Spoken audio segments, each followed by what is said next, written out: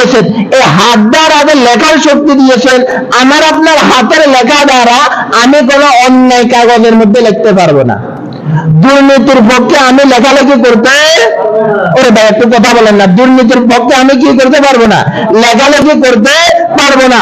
অন্যায়ের পক্ষে আমি সাক্ষী দিতে পারবো না। রব্বুল আলামিন আমাকে মুখ দিয়েছেন, একজন বিপদে পড়ছে, আমার সম্ভব হলে তাকে আমার মুখ দ্বারা আমি সহযোগিতা করব, কিন্তু তার বিরুদ্ধে মুখ দ্বারা মিথ্যা সাক্ষী দেওয়া যাবে না।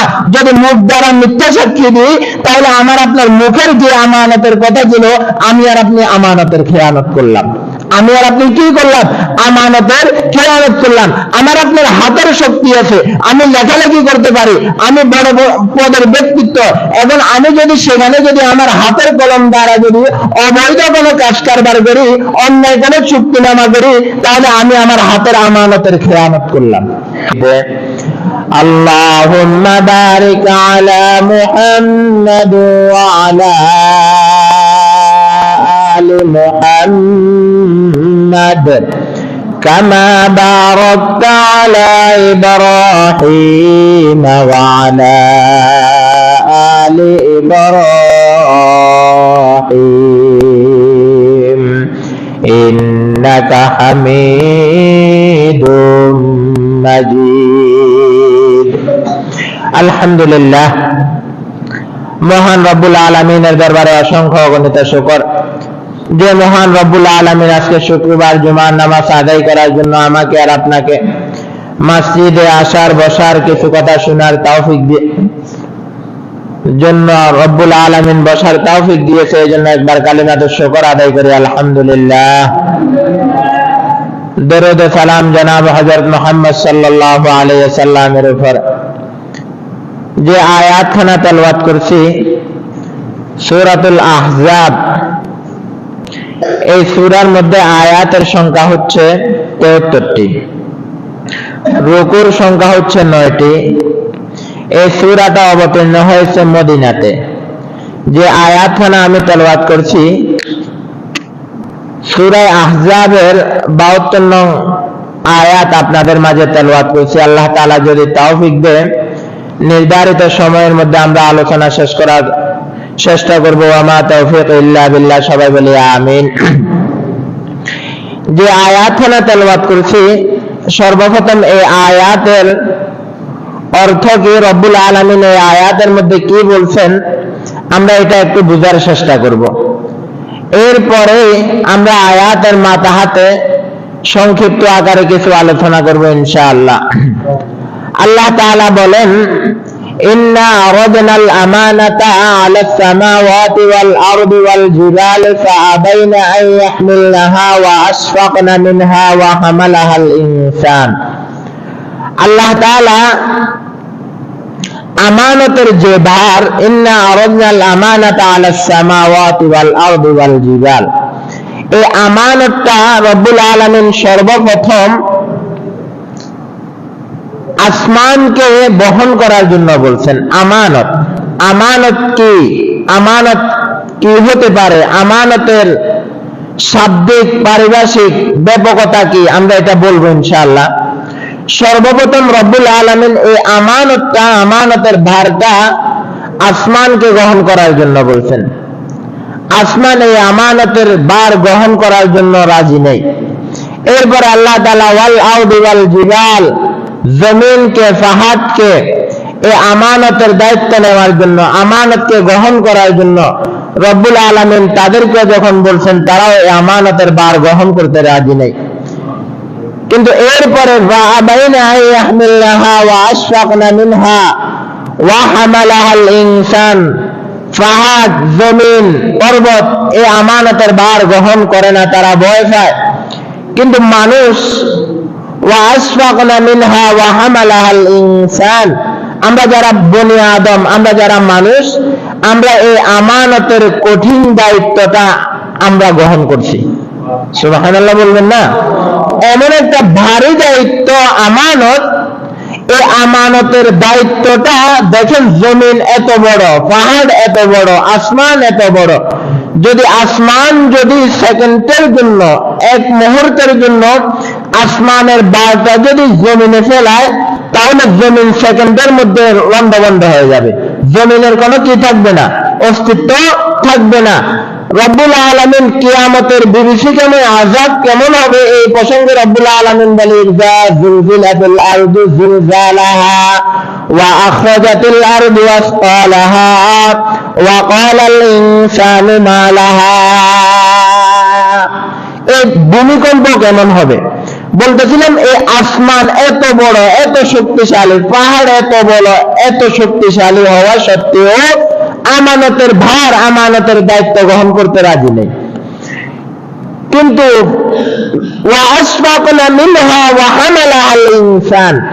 মানুষ আমরা যারা বনি আদম, যারা আশরাফুল মাখলুকাত, যারা বনি আদম, যারা তারাই এই আমানতের দায়িত্বটা গ্রহণ করছে। আল্লাহর পক্ষ থেকে আমরা এই আমানতের দায়িত্ব কি করছি ভাই, গ্রহণ করছি। এখন আমাদেরকে বুঝতে হবে আমানতটা কি, আমানতটা কি, আমানতটা কি হতে পারে। আমরা সাধারণত আল্লাহর হাবিব হাদিসের মধ্যে বলেন আয়াতুল মুনাফিকি সালাসাতুন ইযা হাদাসা কাযাবা ওয়া ইযা ওয়াআদা আখলাফা ওয়া ইযা তুমিনা খানা। আল্লাহর হাবিব হাদিসের মধ্যে বলেন মুনাফিকের আলামত হচ্ছে তিনটি। কয়টি ভাই? সবাই একটু কথা বলতে হবে, অল্প সময় তো। মুনাফিকের আলামত কয়টি? তিনটি। এর মধ্যে সর্বপ্রথম আল্লাহর হাবিব বলে ইযা ওয়াআদা ওয়া ইযা হাদাসা কাযাবা। মুনাফিক যখন কথা বলবে, আমরা কে মুনাফিক এটা আমরা কেউ জানি না। সবাই জানে আমি ভালো, খতিব সাহেব ভালো, আমি জানি অমুক সাহেব ভালো, সদ্দি সাহেব ভালো, সেক্রেটারি সাহেব ভালো, সভাপতি সাহেব ভালো, অমুক সাহেব ভালো, বুনিয়া সাহেব ভালো। কিন্তু বুনিয়া সাহেবের অন্তরে কি আছে এটা বুনিয়া সাহেব ছাড়া কেউ কি জানে না, আল্লাহ ছাড়া কেউ জানে না। আমাকে দেখতে অনেক ভালো, কিন্তু আমার কলবের মধ্যে কি আছে, আমার অন্তরের মধ্যে কি লালন পালন আমি করতেছি, আমি কি চিন্তা ফিকির করতেছি, আমি ছাড়া আর আল্লাহ ছাড়া দুনিয়ার কেউ জানে না। তাহলে আল্লাহর হাবিব বলে মুনাফিকের আলামত কি হবে, এর মধ্যে সর্বপ্রথম হচ্ছে ইযা হাদাসা কাযাবা। ইযা হাদাসা কাযাবা, যখন সে কথা বলবে কথায় কথায় মিথ্যা বলবে। আমরা এগুলো এখন আলোচনা করব না, এগুলো অন্য এক সময় আলোচনা করব, শুধু বলতেছি। এরপরে আল্লাহর হাবিব বলে মুনাফিকের দ্বিতীয় আলামত হচ্ছে ওয়া ইযা ওয়াআদা ওয়া আখলাফা। যখন সে কোনো ব্যক্তির সাথে ওয়াদা এবং ওয়াদাবদ্ধ হবে, কোন একটা কথায় ওয়াদাবদ্ধ হবে, যে কোনো কথায় যে কোনো কাজে ওয়াদাবদ্ধ হবে, তখন সে ওয়াদার খেলাফ কাজ করবে। ওয়াদার খেলাফ কি করবে? কাজ করবে। এখন আমরা কি পরিমাণ ওয়াদার খেলাফ কাজ করতেছি, কি পরিমাণ ওয়াদা ভঙ্গ করতেছি, এটা আমরা নিজেরা ব্যক্তিগতভাবে চিন্তা করব। কি পরিমাণ মিথ্যা কথা বলতেছি, নিজেরা ব্যক্তিগতভাবে কি করব, চিন্তা করব। কেউ আলোচনা করার দরকার নেই। এখন হাদাসা কাযাবা মিথ্যা কথার আলোচনা করলে লং টাইম সময়ের প্রয়োজন, ওয়াদা খেলাফের আলোচনা করলে অনেক সময়ের প্রয়োজন। এই দুই বিষয় আমরা এখন আলোচনা করব না, সংক্ষিপ্ত সময় আলোচনা করব ওয়া ইযা তুমিনা খানা। ওয়া ইযা তুমিনা খানা, আমানতের খেয়ানত করা। আল্লাহর হাবিব মুনাফিকের তৃতীয় নম্বর আলামত বলে ওয়া ইযা তুমিনা খানা। মুনাফিককে সহজে বুঝবো, আমানতের খেয়ানত করবে। আল্লাহর হাবিব অন্য হাদিসের মধ্যে বলে লা ঈমানা লিমান লা আমানাতা। ওই ব্যক্তির যার আমানত ঠিক নেই তার ঈমানটাও নেই। তাহলে কত মারাত্মক কথা, যার আমানত ঠিক নেই তার ঈমানটাও কি পরিপূর্ণ নেই। এরকম ভাবে আমানতের সম্পর্কে বিস্তারিত অনেক হাদিস আল্লাহর হাবিব বর্ণনা করেছেন। এখন আমাদেরকে বুঝতে হবে আমানতটা কি, আমাদেরকে বুঝতে হবে কি আমানতটা কি। আমানতটা কিন্তু খুব গুরুত্বপূর্ণ একটা দায়িত্ব, কারণ গুরুত্বপূর্ণ দায়িত্ব যদি না হতো আল্লাহর হাবিব এটা আল্লাহ পাক রব্বুল আলামিন কোরআনের মধ্যে উল্লেখ করতেন না। কোরআনের মধ্যে উল্লেখ করার পর পাহাড়কে আমানতের দায়িত্ব দিছে, পাহাড় বলে আমি গ্রহণ করতে পারবো না। জমিনকে আমানতের দায়িত্ব দিছে, জমিন বলে আমি গ্রহণ করতে পারবো না। আসমানকে আমানতের দায়িত্ব দিছে, আসমান বলে এই আমানতের দায়িত্ব আমি গ্রহণ করতে পারবো না। শেষ পর্যন্ত আমানতের দায়িত্বটা আমি আর আপনি গ্রহণ করছি। আলহামদুলিল্লাহ বলেন না? আলহামদুলিল্লাহ, আমি আর আপনি যে আমানতের দায়িত্বটা গ্রহণ করছি, এখন আমানতটা যদি আমি আর আপনি পরিপূর্ণভাবে আদায় না করি, তাহলে আল্লাহর হাবিবের হাদিস অনুযায়ী, আল্লাহর হাবিবের কথা অনুযায়ী আমি আর আপনি মুনাফিকের কাতারের মধ্যে পড়ে যাব। আমি আর আপনি কি মুনাফিকের কাতারের মধ্যে পড়ে যাবে। শুধু তা না, আমানতের খেয়ানতকারীর কি পরিমাণ শাস্তি, কি পরিমাণ আযাব, এগুলো আল্লাহ তাআলা আয়াতের মধ্যে বলে দিয়েছেন। এগুলো আমরা একটু পরে আলোচনা করব।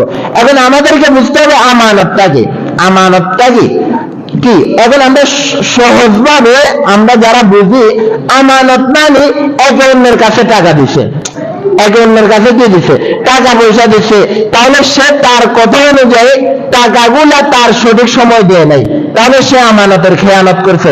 টাকা পয়সা, অর্থ সম্পদ, এগুলাকে সাধারণত আমরা আমানতের লিস্টের মধ্যে এগুলাকে রাখি, যে আমি কারো থেকে টাকা ধার নিছি, এখন আমি বলছি 5 তারিখে দিব, আমি 5 তারিখে দিই নাই, আমি আমানতের খেয়ানত করেছি, ওয়াদার খেলাফি করেছি।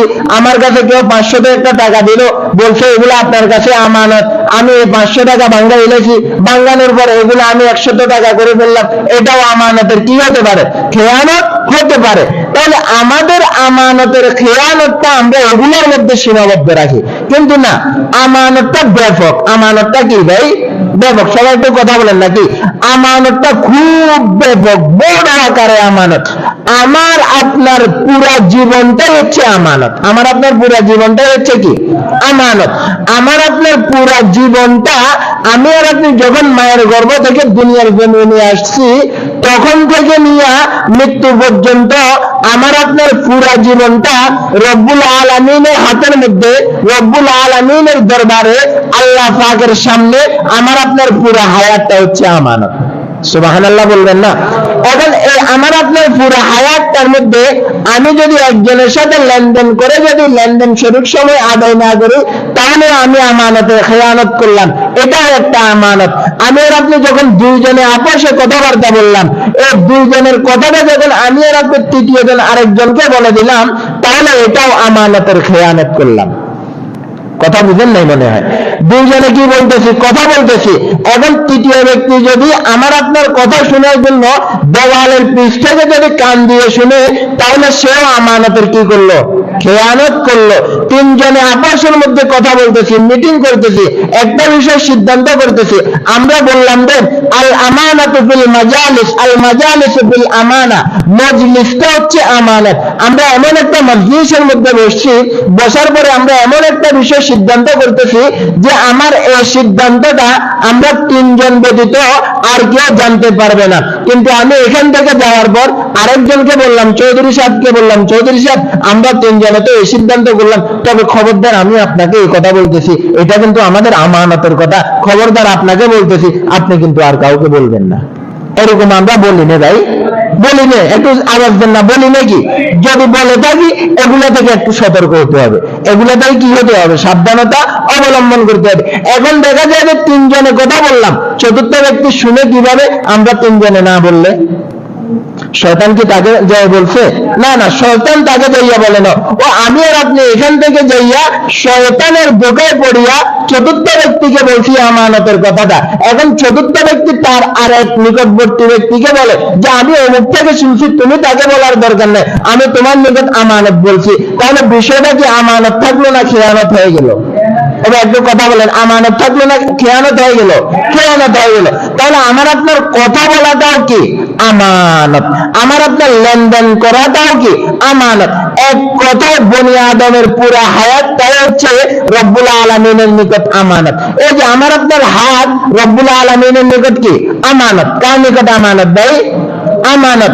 আমার আপনার পাও আল্লাহর নিকট আমানত, আমার আপনার চক্ষু আমানত, আমার আপনার দেমাগ আমানত, আমার আপনার শরীরের শক্তি আমানত, আমার আপনার রক্ত রব্বুল আলামিনের পক্ষ থেকে আমানত। এই জন্য তো রক্ত বিক্রিটা জায়েজ নেই। কি নেই ভাই?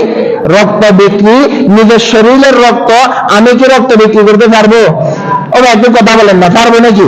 না না, সর্বসম্মতিক্রমে হারাম, রক্ত বিক্রি করা কি হারাম। শরীরের দেহের কোন অঙ্গ প্রত্যঙ্গ বিক্রি করা কি সম্পূর্ণ মারাত্মক ভাবে হারাম। কেন হারাম? এই আমানত চাঁদের রোজে নজ্জামাস্তেন, এই আমানত চাঁদের রোজে নজ্জামাস্তেন, বড় হাকিকত মালিক হর সে খুদা। হাত, আমার আপনার চলাফেরা ওঠা বসা, আমার আপনার 3.5 হাত বডির মালিকও কিন্তু আমি না। এই জন্য আমার আপনার 3.5 হাত বডির কিছু আমি আর আপনি বিক্রি করতে পারবো? আর কেউ আওয়াজ দেন না, পারবো না? না, পারবো না। এই জন্য অনেকে কি করে, রক্ত বিক্রি করে। অনেক কি গাঁজাখোর, ইয়াবাখোর, যখন নেশা উঠে, টাকা পয়সা না থাকলে এখন রক্ত বিক্রি করে ফেলায়। কি বিক্রি করে ফেলায়? খবরদার ভাই, এমন কাজ করা যাবে না। এই রক্তের মালিক কে? আমার আপনার। আর একটু আওয়াজ দেন না, রক্তের মালিক কে? আমার আপনার শরীরের মালিক কে? আমার আপনার অঙ্গ প্রত্যঙ্গের মালিক কে? আমার আপনার সব কিছুর মালিক হচ্ছে রব্বুল আলামিন। অতএব আমি যদি রক্ত দিতে হয়, অন্যকে আল্লাহর ওয়াস্তে রক্ত দিতে পারবো, রক্ত বিক্রি করতে পারবো না। আমার আপনার চক্ষু যদি অন্যকে দিতে হয়, চক্ষু দিয়ে সহযোগিতা করতে পারবো, আমি তার সহযোগিতা করতে পারবো, কিন্তু চক্ষু বিক্রি করা যাবে? তাহলে আমার হাত আমানত, পাও আমানত, এক কথা আমার 3.5 হাত বডিটা কি আমানত, আমার দিমাগটাও কি আমানত। দেখেন রব্বুল আলামিন একজনকে চিন্তা ফিকির করার শক্তি দিয়েছে, আরেকজনকে চিন্তা ফিকির করার শক্তি দিয়ে নাই। এমন ব্যক্তি আছে না? একজন ব্যক্তি পাগল, সে কি চিন্তা ফিকির করতে পারে? ভালো খারাপ চিন্তা ফিকির করতে পারে না। কিন্তু আমি আর আপনি ভালো খারাপ চিন্তা ফিকির করতে পারি। কেন? ওই যে রব্বুল আলামিন আমাকে আর আপনাকে সুন্দর মস্তিষ্ক, একেবারে দারুণ একটা মেজাজ দিয়েছেন। কি দিয়েছেন? একটা মেজাজ দেওয়ার কারণে, দিমাগ দেওয়ার কারণে আমি আর আপনি ভালো খারাপ কি করতে পারি? চিন্তা ফিকির করতে পারি। এখন আমার আপনার এই দিমাগ থাকার পর রব্বুল আলামিনের পক্ষ থেকে আমার আপনার এই দিমাগটা হচ্ছে আমানত। এখন এই দিমাগের মধ্যে আমি আর আপনি আমানতের খেয়ানত করতে পারবো না। এখন দিমাগের মধ্যে আমানতের খেয়ানত করবো কিভাবে? দিমাগের মধ্যে, চিন্তা ফিকিরের মধ্যে আমি আর আপনি আমানতের খেয়ানত করবো কিভাবে? প্রতিটা অঙ্গ প্রত্যঙ্গ বিস্তারিত আলোচনা। আমি আর আপনার কাছে একজনের সুন্দর পরামর্শের জন্য আসলো। আমি আর আপনি বুঝদার, আমার আপনার নিকট মানুষ আসে, কেন আসে? সে আমাকে বুঝদার মনে করে, ভালো মনে করে। এই জন্য সে একটা বিপদে পড়ে আমার কাছে আসলো, মুফতি সাহেব আমাকে এই বিষয়টা আপনি পরামর্শ দেন। ও ভাই, মানুষ একে অপরের নিকট যায় কিনা? যায়। এই যে দেখেন, অনেক সময় কোটি টাকা থেকেও একটা ভালো পরামর্শ কিন্তু তার জন্য অনেক উপকারে আসে। কথা বলেন ঠিক কিনা?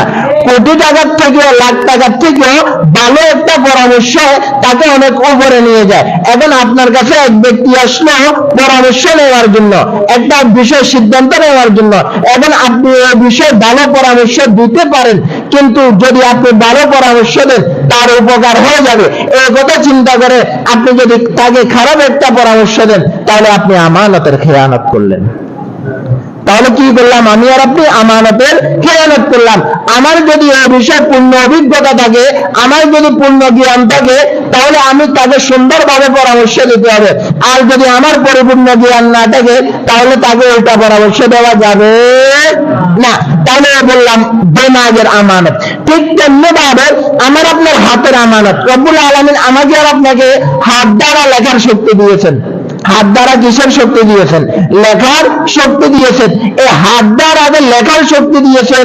আমার আপনার হাতের লেখা দ্বারা আমি কোনো অন্যায় কাগজের মধ্যে লিখতে পারবো না। দুর্নীতির পক্ষে আমি লেখালেখি করতে, ওরে ভাই একটু কথা বলেন না, দুর্নীতির পক্ষে আমি কি করতে পারবো না?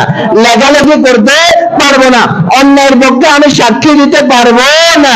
রব্বুল আলামিন আমাকে মুখ দিয়েছেন, একজন বিপদে পড়ছে, আমার সম্ভব হলে তাকে আমার মুখ দ্বারা আমি সহযোগিতা করব, কিন্তু তার বিরুদ্ধে মুখ দ্বারা মিথ্যা সাক্ষী দেওয়া যাবে না। যদি মুখ দ্বারা মিথ্যা সাক্ষী দিই, তাহলে আমার আপনার মুখের যে আমানতের কথা ছিল, আমি আর আপনি আমানতের খেয়ানত করলাম। আমি আর আপনি কি করলাম? আমানতের খেয়ানত করলাম। আমার আপনার হাতের শক্তি আছে, আমি লেখালেখি করতে পারি, আমি বড় পদের ব্যক্তিত্ব। এখন আমি যদি সেখানে যদি আমার হাতের কলম দ্বারা যদি অবৈধ কোনো কাজ কারবার করি, অন্যায় কোনো চুক্তিনামা করি, তাহলে আমি আমার হাতের আমানতের খেয়ানত করলাম। হাতের আমানতের কি করলাম? খেয়ানত করলাম। আমাকে লেখার শক্তি কে দিয়েছেন ভাই? ওরা একটু কথা বলেন না, কে দিয়েছেন? অনেক ব্যক্তি আছে লেখালেখি করতে পারে না। এখন রব্বুল আলামিন আমাকে লেখার শক্তি দিয়েছে, লেখার সৌন্দর্য দিয়েছে। তখন আমি আমার এই লেখার আমানতটা হকের পক্ষে লিখতে হবে, সত্যের পক্ষে লিখতে হবে, অন্যের পক্ষে লিখতে পারবো? ওরা একটু আওয়াজ জন্য, অন্যের পক্ষে লিখতে পারবো? আমার এই হাতের শক্তি দ্বারা আমি আমার দেশের বিরুদ্ধে লিখতে পারবো না, দেশ প্রেমের পক্ষে লিখতে হবে। কথা বলেন না রে ভাই? তাহলে বলতেছিলাম আমার পুরাটা শরীর আল্লাহর পক্ষ থেকে কি আমানত, এই আমানতের পরিপূর্ণ কি করতে হবে, রক্ষা করতে হবে। ইন্না আরাদনাল আমানাতা আলাস সামাওয়াতি ওয়াল আরদি ওয়াল জিবালি ফাআবাইনা আন ইয়াহমিলনাহা ওয়া আশফাকনা মিনহা ওয়া হামালাহাল ইনসান। তাহলে আমি আর আপনি যে কোনো এক একটা জায়গায় এক একজন দায়িত্বশীল, কথা বলেন না, এক একজন এক একটা জায়গায় কি দায়িত্বশীল। কেউ হয়তো পরিবারের দায়িত্বশীল, কেউ হয়তো মাদ্রাসার দায়িত্বশীল, কেউ হয়তো মসজিদের দায়িত্বশীল, কেউ হয়তো গ্রামের দায়িত্বশীল, কেউ হয়তো ইউনিয়নের দায়িত্বশীল, কেউ হয়তো থানার দায়িত্বশীল, কেউ জেলার দায়িত্বশীল, কেউ আন্তর্জাতিকভাবে দায়িত্বশীল, কেউ রাষ্ট্রীয়ভাবে দায়িত্বশীল। ও ভাই কথা বলেন না, ঠিক কিনা? এক একজন এক একটা জায়গায় দায়িত্ববদ্ধ আছে, দায়িত্বের মধ্যে আবদ্ধ আছে। সেটা হয়তো দায়িত্বটা কারো ছোট কারো বড়, দায়িত্বটা কি কারো ছোট কারো বড়, এটাই হচ্ছে কথা। কিন্তু দায়িত্বের হিসাব সবাই দিতে হবে। দায়িত্বটা আমার উপর আমানত। যখন আমার উপর খতিবের দায়িত্ব আসছে, তখন আমি এখান থেকে হক কথাগুলো বলতে হবে, এটা হচ্ছে আমার কাছে আমানত। কথা বলেন ঠিক কিনা? আমি যখন খতিবের চেয়ারে বসবো, এখন এখানে আমি তেলবাজি করতে পারবো না। একজনকে খুশি করার জন্য আরেকজনের বিপক্ষে বলা আমার দ্বারা কি হবে না, ঠিক হবে না। যদি আমি এটা বলি তাহলে আমি আমানতের খেয়ানত করলাম। আমি যদি কি বলি অন্যের পক্ষে, যদি অন্যের পক্ষে বলি তাহলে আমি আমানতের খেয়ানত করলাম। যারা সুদ খায় আমি যদি তাদের পক্ষে বলি আমি আমানতের খেয়ানত করলাম। যারা অন্যায় করে আমি যদি তাদেরকে সাপোর্ট করি আমি আমানতের খেয়ানত করলাম। যারা জুলুম করে তাদের পক্ষে যদি আমি কথা বলি তাহলে আমি আমানতের কি করলাম, খেয়ানত করলাম। এক কথায় আমার চেয়ারটা হচ্ছে আমানত। আমি যখন চেয়ারে বসবো, কে মেম্বার, কে এমপি, কে ম্যাজিস্ট্রেট, কে কোন পদে, এটা আমার দেখার বিষয় নয়। আমি কোরআন হাদিসের পক্ষ থেকে আমানতের পরিপূর্ণ কথাবার্তা বলতে হবে। ঠিক তেমনি ভাবে আপনি যখন আপনার পরিবারের দায়িত্বশীল হবেন, আপনার পরিবারের কে কোন দায়িত্বে আসে, কাকে কিভাবে দেখেন, ওই দিকে আপনি তাকাতে পারবেন না। আপনার পরিপূর্ণ দায়িত্ব যেটা, সেটা আপনি পরিপূর্ণভাবে আদায় করতে হবে। কথা বলেন ঠিক কিনা? তাহলে আমানতটা হচ্ছে কি ব্যাপকভাবে, আমানতটা হচ্ছে কিভাবে ব্যাপকভাবে। তাহলে একজন দায়িত্বশীল সে যদি মনে করে না আমার কাছে কোনো দায়িত্ব নেই, তাহলে সে আমানতের খেয়ানত করলো, আমানতের কি করলো, খেয়ানত করলো। তাহলে বলতেছিলাম আমানতটা ব্যাপক, বিস্তারিত আলোচনার সময় নেই, কি আলোচনা করবো। তাহলে আমানতটা আমি বুঝাইতেছি, আমাদের মন মানসিকতা ছোট হওয়ার কারণে আমরা আমানতটাকে শুধু টাকা পয়সার মধ্যে সীমাবদ্ধ রাখি। সে আমার থেকে টাকা নিচ্ছে, সে আমার থেকে ওয়াদা খেলাফি করছে, এটাকে আমরা আমানতের মধ্যে সীমাবদ্ধ করি। কিন্তু না না, আমানতটা ব্যাপক। আমানতটা আমার পারিবারিকভাবে যেভাবে আছে, আমার সামাজিকভাবে যেভাবে আছে, আমার রাষ্ট্রীয়ভাবে আমানতটাও সেভাবে আছে। কথা বলেন না ঠিক কিনা? আমি পারিবারিকভাবে যদি আমানতের খেয়ানত করি, ঠিক যেভাবে আল্লাহর দরবারে আমি জবাবদিহিতা করতে হবে, আমি সামাজিকভাবে যদি আমানতের খেয়ানত করি, ঠিক সেভাবে আমি আল্লাহর দরবারে কি করতে হবে, আসামের কাঠগড়ায় দাঁড়াতে হবে। আর একটা কথা আমাকে আর আপনাকে বুঝতে হবে, আমি যদি দুইজনের দায়িত্বশীল হই, যদি এই দুইজনের হক আমি পরিপূর্ণ আদায় না করি, আল্লাহর দরবারে দুইজনের দায়িত্বের জবাবদিহিতা আমি করতে হবে। তিনজনের যদি আমি দায়িত্ব নিয়ে থাকি, তিনজনের দায়িত্ব যদি আমি পরিপূর্ণ আদায় না করি, আল্লাহর দরবারে জবাবদিহিতা করতে হবে। ঠিক তেমনিভাবে আমি যখন একটা সমাজের দায়িত্ব নিব, সমাজের দায়িত্ব নেওয়ার পর আমি যদি সমাজের পরিপূর্ণ দায়িত্ব পালন না করি, তাহলে আমি পুরা সমাজের জামিন হইয়া, পুরা সমাজের অপরাধী হইয়া আল্লাহর দরবার তাদের জন্য কি করতে হবে, জবাবদিহিতা করতে হবে। ঠিক তেমনিভাবে কেউ যদি ইউনিয়ন প্রতিনিধি হয়, তাহলে ইউনিয়নের মধ্যে যদি কোনো আমানতের খেয়ানত হয়, ইউনিয়নের মধ্যে যদি কোনো দুর্নীতি হয়, তাহলে সে ইউনিয়নের প্রতিনিধি হিসাবে আল্লাহর দরবারে কি করতে হবে, ওরা একটু কথা বলেন না, কি করতে হবে, জবাবদিহিতা করতে হবে। ঠিক তেমনিভাবে আন্তর্জাতিকভাবে রাষ্ট্রীয়ভাবে যদি কেউ আমাদের নেতা হইয়া যদি দেশ বিরোধী কোন চুক্তি করে, দেশের স্বাধীনতা সার্বভৌমত্ব বিরোধী কোন যদি চুক্তিনামা করে, তাহলে কালকে আমাদের তাকেও দেশের যে পরিমাণ জনগণ আসে তাদের দায়িত্ব তার কাদের উপর থাকার কারণে আল্লাহর আসামের কাঠগড়ায় সেও জবাব দিতে হবে। কথা বলেন ঠিক কিনা? অর্থাৎ আমরা যারা দায়িত্বশীল, অতএব আমরা যারা দায়িত্বশীল, আমরা আমাদের দায়িত্বের ব্যাপারে কি হতে হবে ভাই? সচেতনতা অবলম্বন করতে হবে, যেন আমার দায়িত্বের মধ্যে কোনো প্রকারের কি না হয়, কাটকিল না হয়। একজনের ব্যাপারে স্বজনপ্রীতি করতে গিয়ে যেন অন্যের প্রতি আমার জুলুম না হয়, এটাই হচ্ছে আমানত। অতএব আমরা যারা দায়িত্বশীল, যে যেখানে আছি, আমরা এমন ভাবে চলতে হবে, এমন ভাবে চলাফেরা করতে হবে যেন আমার প্রতিনিধি, আমার যারা আমার আশপাশে আছে, তাদের উপর কোনোভাবে জুলুম না হয়। আমানতের বিস্তারিত আলোচনা